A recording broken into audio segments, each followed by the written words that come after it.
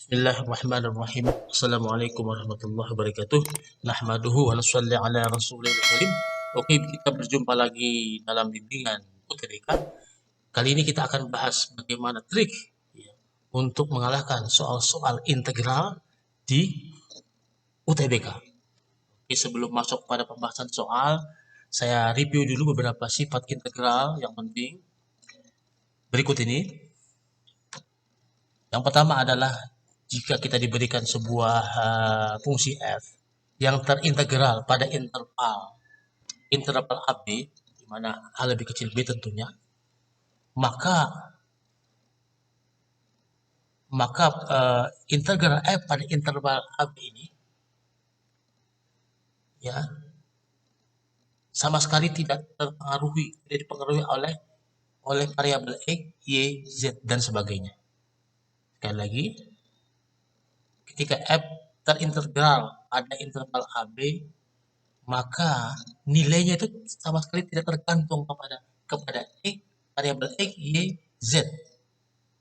Jadi hanya tergantung kepada interval itu saja. Jadi kalau fungsinya sama, intervalnya sama, maka nilai integral fungsi itu pada interval itu selalu bernilai konstan, sama. Ya, tidak tergantung kepada variabel x, y, z, sehingga integral f x dx dengan batas bawah a, batas atas b itu sama dengan integral f y dy dengan interval dengan batas bawah a, batas atas b juga sama dengan integral f z dz dengan batas bawah a, batas atas b. Jadi, walaupun di sini variabelnya berbeda x, y, z, tapi integralnya adalah sama ya, asal fungsinya sama dan intervalnya sama. Tentu saja fungsinya si f ini harus terintegral. Dan saya kira soal-soal di UTBK itu adalah soal-soal yang memuat fungsi-fungsi yang terintegral. Dan kadang-kadang kebanyakan adalah fungsi-fungsi yang kontinu, dan setiap fungsi kontinu pasti terintegral. Contohnya integral 3x dx min 1 2 itu sama saja dengan integral 3y dy dengan batas bawah min 1 batas atas 2 ya. Jadi integral 3x dx dengan batas bawah min 1 batas atas 2 itu sama saja dengan integral 3y dy dengan batas bawah min 1 batas atas 2. Jadi tidak ada pengaruhnya nih ini variabel x dan y ini. Oke, selanjutnya saya akan berikan beberapa definisi, yaitu definisi fungsi genap dan fungsi ganjil. Jadi diberikan sebuah fungsi f dan fungsi f ini dikatakan fungsi genap jika berlaku ya samaan f min x sama dengan fx untuk semua bilangan real x. Untuk semua bilangan real x ya. Ini disebut fungsi genap f ini. Contohnya adalah fungsi f dengan rumus fx sama dengan cos x. Genap karena cos min x sama dengan cos x. Fungsi f dengan rumus fx sama dengan x kuadrat, fungsi genap karena min x kalau dikuadratkan sama dengan x kuadrat. Fungsi nilai mutlak juga adalah fungsi genap karena nilai mutlak min x sama dengan nilai mutlak x untuk semua bilangan real x ya. Kemudian si f tadi disebut fungsi ganjil kalau berlaku kesamaan f dalam kurung min x sama dengan min fx untuk semua bilangan real x. Jadi kesamaannya berlaku untuk semua bilangan real x. Contohnya saja fungsi f dengan rumus fx sama dengan sin x itu ganjil, fungsi ganjil karena kenapa? Karena sin min x sama dengan min sin x. Fungsi tangan juga fungsi ganjil karena tangan min x sama dengan min tangan x untuk semua bilangan real x. Dan fungsi dengan rumus fx sama dengan x pangkat 3 juga fungsi ganjil. Kenapa?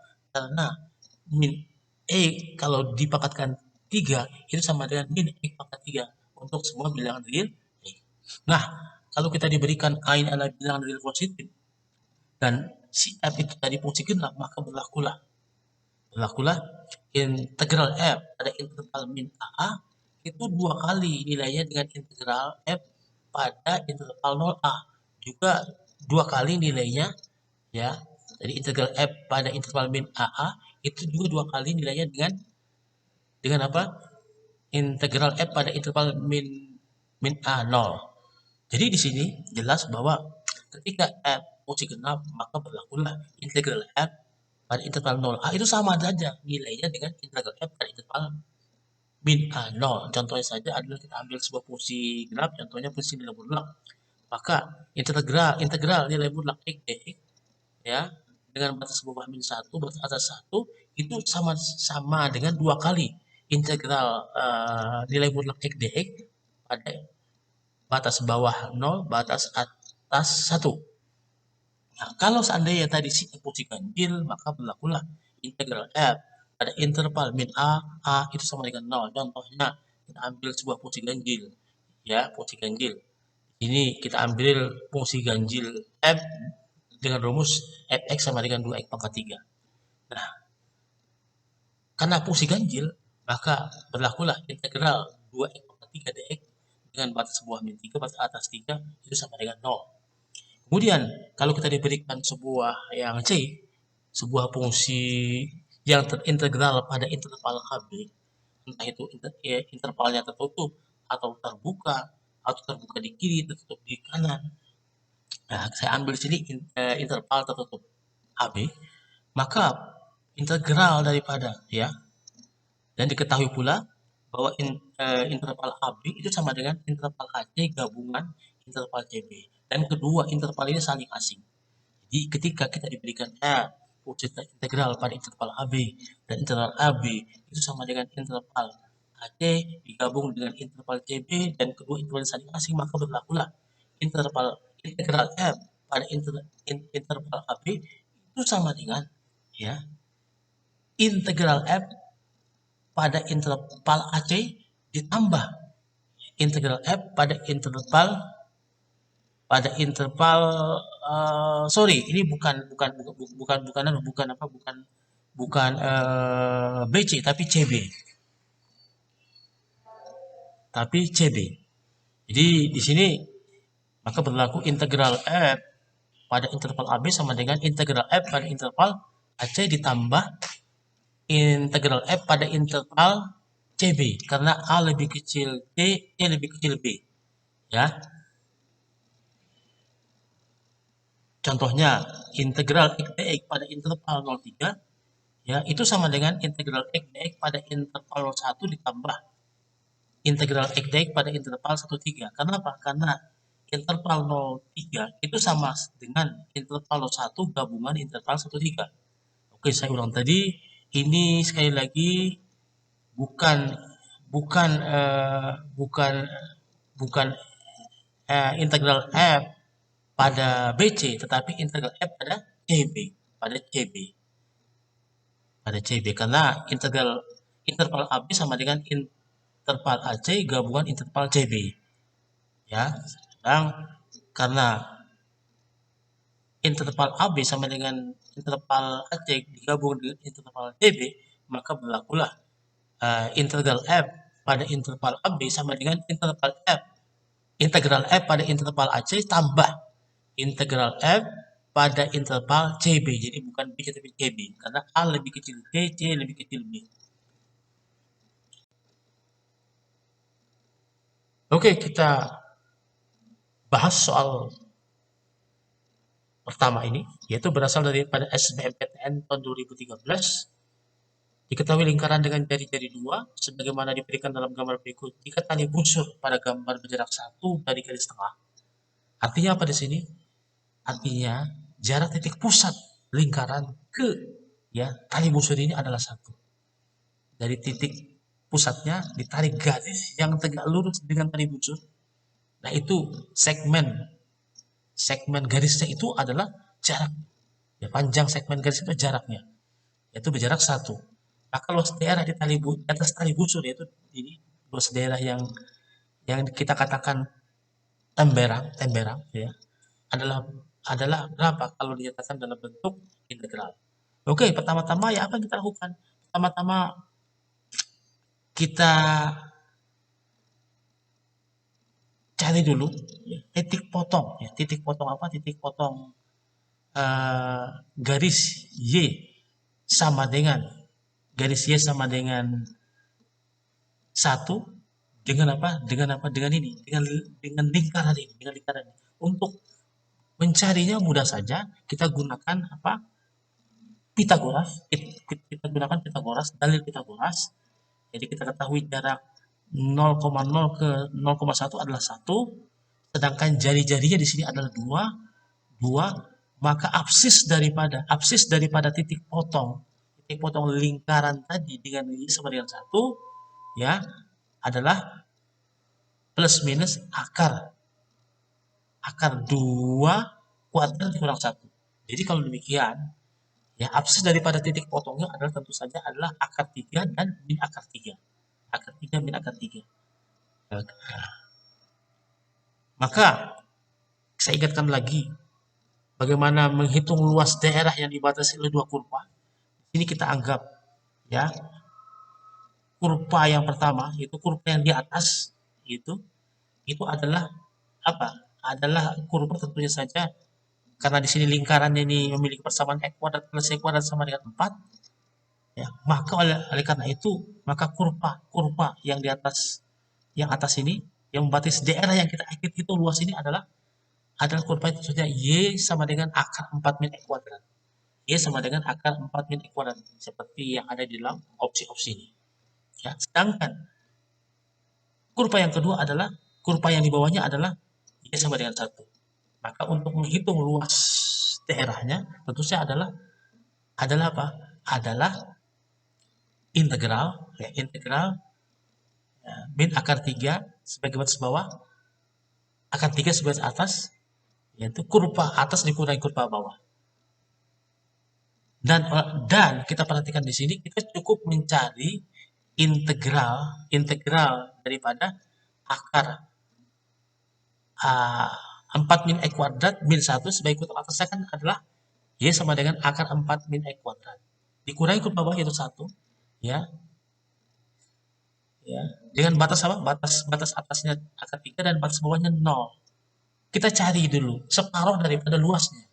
Maka kalau kita dapatkan integral itu, maka tinggal kita kalikan 2. Maka jelas di sini maka integral 2 dikali ya.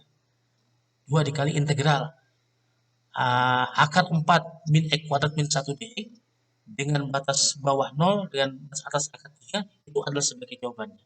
Jadi di sini yang saya tunjukkan di sini adalah kurva yang atas. Kurva atas dikurangi kurva bawah. Kurva atasnya adalah y sama dengan akar 4 min x kuadrat. Jadi kurva atas akar 4 min x kuadrat dikurangi kurva bawah yaitu tadi y sama dengan 1 dx.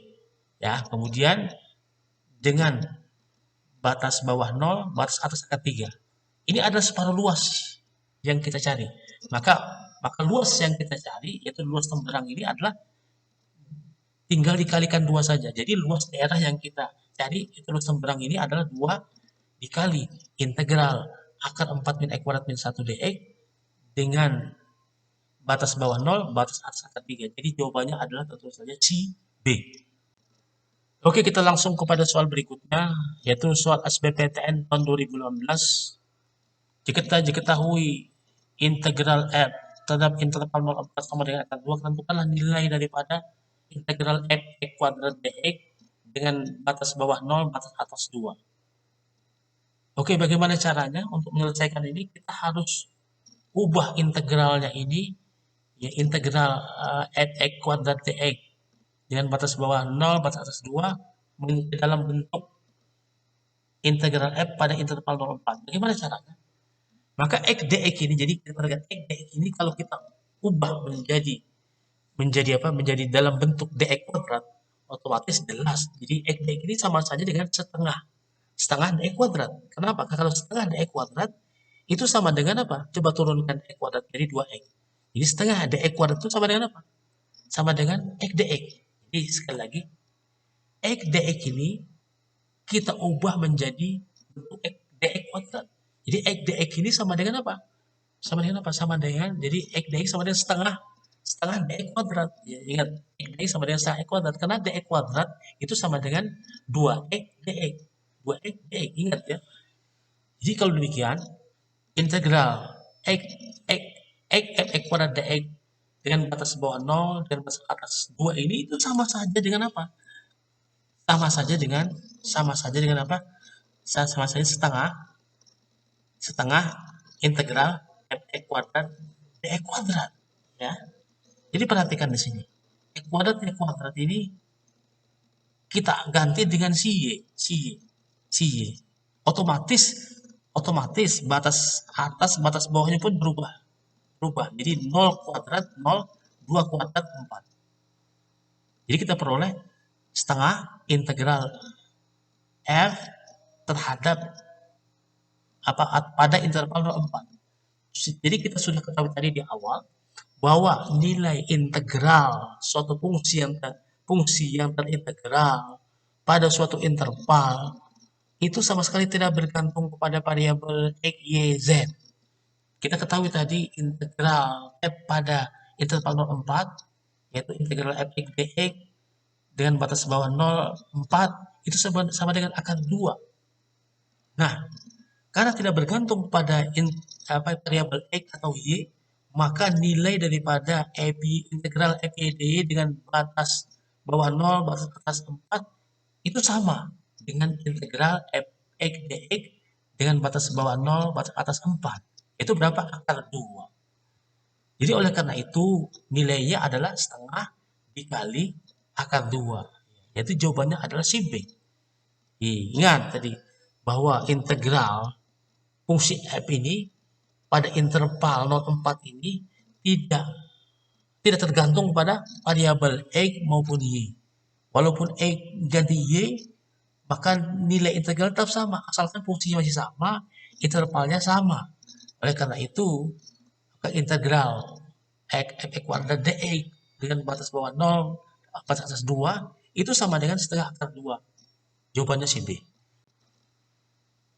Oke, kita masuk kepada soal berikutnya. Diketahui misalkan fungsi f memenuhi f x plus 5 sama dengan fx untuk setiap x anggota bilangan real. Ini artinya apa? F ini adalah fungsi periodik.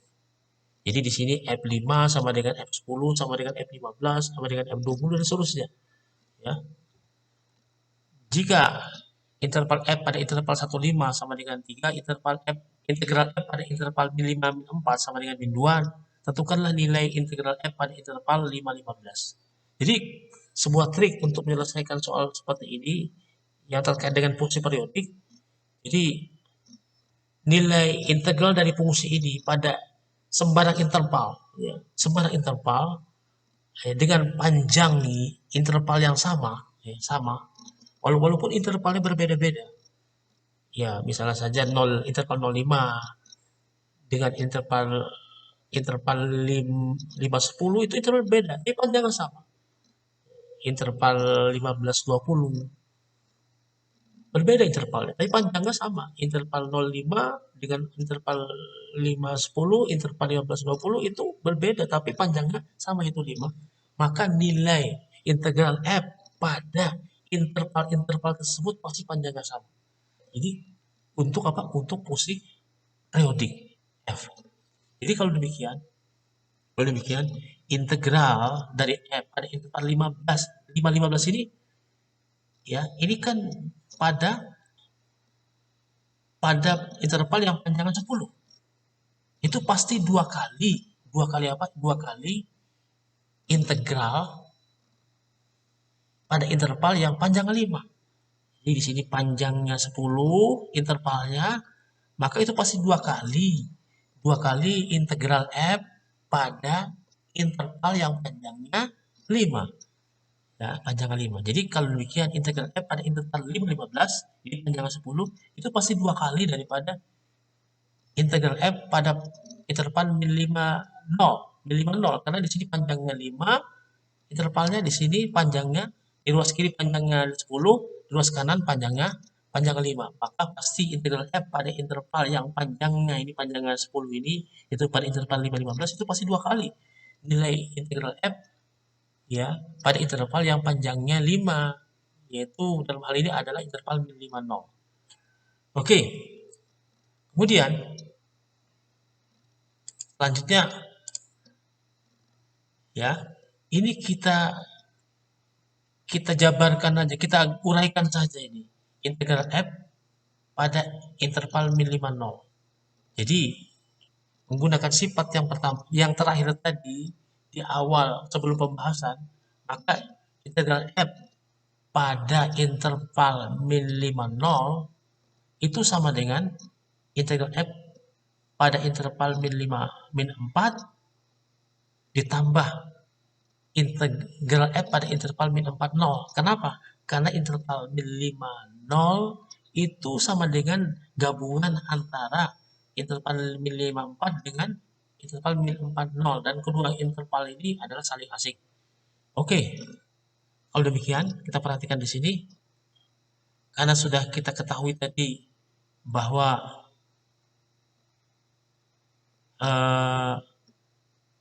integral f pada interval min 5 min 4 sama dengan min 2, maka 2 dalam kurung min 2 ditambah integral f pada interval min 4 0.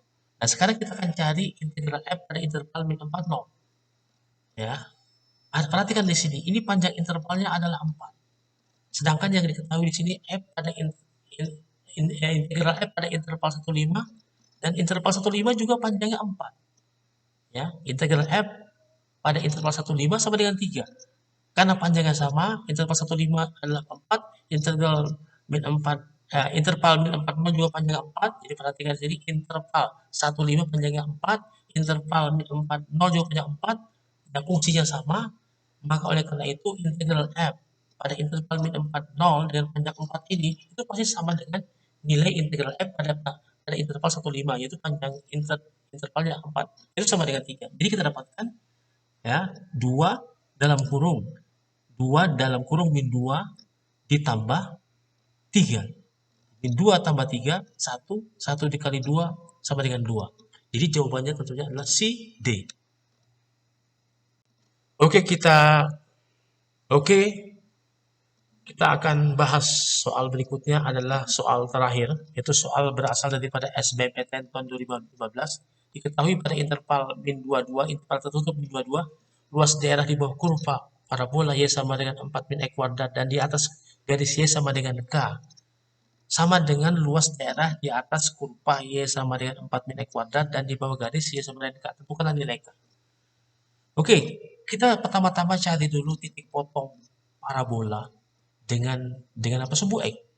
Maka dengan mudah kita dapatkan, yaitu 4 min X kuadrat sama dengan 0. Kita faktorkan, jadi 2 plus X sama dengan 2 plus X dikali 2 min X sama dengan 0. Jadi kita dapatkan titik potong parabola sudah jelas sekali bahwa titik potong parabola Y sama dengan 4 min X kuadrat dengan sumbu X itu adalah min 2,0 dengan 2, dan 2,0. Kemudian kita lihat di sini pada gambar ya di samping ini, bahwa gambar ini saya bagi menjadi beberapa daerah dengan luas-luas tertentu. Yang saya beri label M, N, J itu merupakan menunjukkan luasnya. Jadi ada daerah yang luasnya N, ada daerah yang luasnya M, ada daerah yang luasnya J. Dan luas daerah yang berada di bawah kurva parabola dan di atas garis Y sama dengan K itu adalah sebesar 2N. Sedangkan luas daerah yang berada di atas parabola di bawah garis Y sama dengan K itu adalah J tambah J 2J. Jadi N tambah N sama dengan J tambah J. Jadi 2J sama dengan 2N. Karena apa? Karena luas daerah di bawah kurva parabola dan di atas garis Y sama dengan K itu sama dengan luas daerah di atas kurva parabola dan di bawah garis Y sama dengan K. Karena luasnya sama, maka tentunya saja 2N sama dengan 2J. 2N sama dengan 2J. Jadi kita dapatkan, ya saya beri tip dulu. Jadi kalau kita diberikan sebuah parabola yang memotong sumbu X 2 titik, maka luas daerah yang dibatasi parabola dengan sumbu X itu adalah sama dengan D akar D per 6A kuadrat. Di mana D ini adalah diskriminan persamaan kuadrat yang terkait dengan parabola tersebut. Oke, lihat ini adalah tips untuk menghitung luas daerah yang dibatasi oleh parabola dengan sumbu X. Kalau pasti parabola tadi memotong sumbu X di 2 titik. Oke, kalau tadi kita dapatkan bahwa 2N ini sama dengan 2J. 2N sama dengan 2J. Dapatkan 2N sama dengan di atas 2J sama dengan 2N. Kemudian dengan menambahkan masing-masing ruas dengan 2M, maka kita dapatkan 2J plus 2M sama dengan 2N plus 2M. Maka pada gambar kita lihat, pada gambar kita lihat bahwa 2J plus 2M ini 2J plus 2M ini tidak lain tidak bukan adalah luas daripada persegi panjang, sebuah persegi panjang yang panjangnya adalah 4, dari min 2 ke 2 itu panjangnya 4 dan lebarnya adalah dari 0 ke K itu adalah lebarnya adalah K. Ya. Jadi kalau demikian 2J plus 2M ini itu adalah panjang luas persegi panjang yang panjangnya 4 lebarnya K. Jadi 2J plus 2M tentunya adalah sebesar 4K. Sedangkan perhatikan di sini 2N plus 2M itu adalah luas parabola. Ya, luas daerah yang dibatasi oleh parabola dengan sumbu X. Jadi perhatikan di sini 2M plus 2M itu adalah luas daerah yang dibatasi oleh parabola dengan sumbu X. Dan kita sudah ketahui tadi ya dengan menggunakan tips di bawah ini, yaitu luasnya adalah D kali akar T per 6A kuadrat. Maka kita cari saja.